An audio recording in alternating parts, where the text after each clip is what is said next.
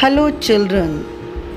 In the previous chapter, we have studied that there are three different levels of court in our country.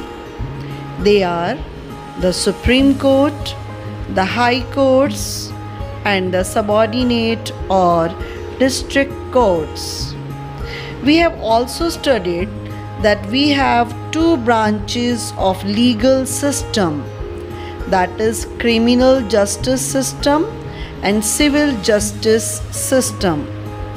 In this chapter, we shall study about the criminal justice system in detail. We will examine the role of courts and the kind of work that the police does. We know the Parliament makes laws, and these need to be enforced properly and effectively. The government enforces the laws through a number of agencies. The police are the primary law enforcement agency and are responsible for preventing crime, investigating crime, upholding the law, and maintaining public order. The police is not over and above the law. Thus, investigation should be done according to the law of the land. The police must respect and uphold the rights of the citizens as guaranteed by our Constitution. The Supreme Court has also issued certain guidelines to the police in order to protect the fundamental rights of the citizens. Some of these guidelines are: number 1, the time, the place of arrest, and the venue of custody of the person accused should be noted by the police. Number 2, the police are not allowed to torture or beat or shoot anyone during investigation.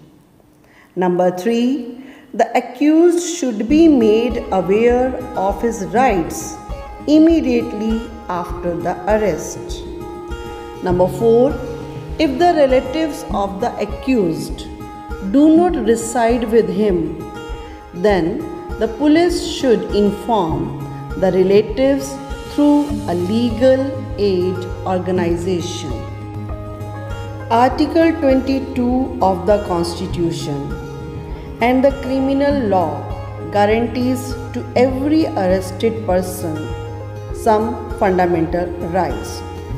Number 1, the right to be informed of the reason for arrest at the time of arrest.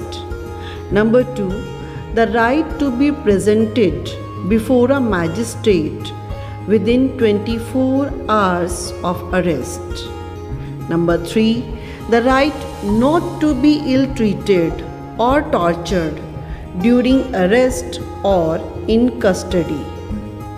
Number 4, a boy under 15 years of age and women cannot be called to the police station only for questioning.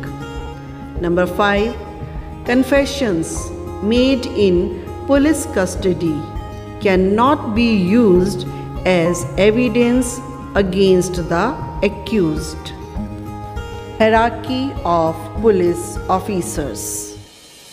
A district is divided into 5 or 6 subdivisions. Each are under the charge of a deputy superintendent of police. Above him there is superintendent of police and additional superintendent of police.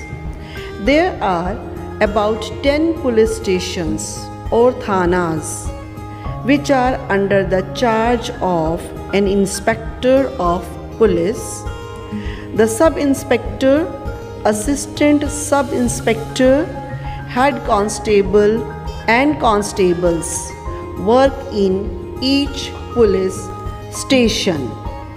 The police appoints chokidars in villages.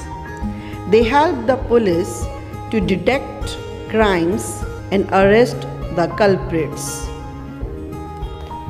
So it was all about the police. Hope you understand.